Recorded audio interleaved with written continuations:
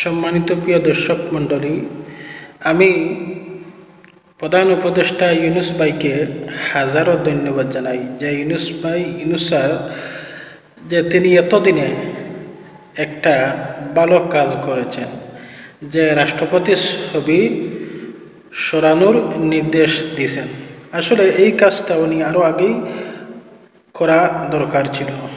সম্মানিত প্রিয় দর্শক মণ্ডলী, রাষ্ট্রপতি এবং সেনাপ্রধানকে অবশ্যই অতি তাড়াতাড়ি তাদেরকে ক্ষমতা থেকে বহিষ্কার করতে হবে।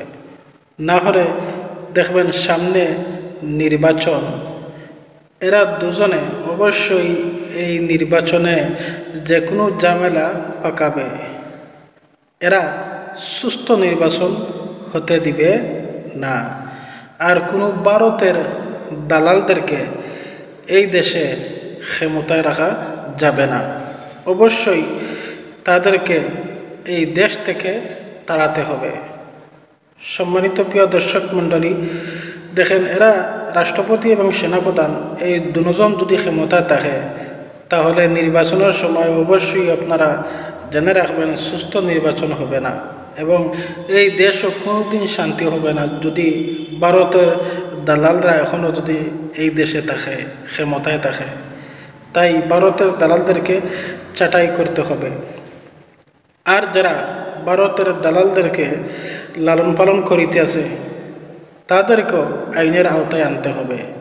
সম্মানিত প্রিয় দর্শক মণ্ডলী, শুধু তাই নয়, অনেক বিএনপি নেতা বগলে তলে এখনও ভারতের দালাল আওয়ামী লীগ সন্ত্রাসীদেরকে লালন পালন করিতে আছে।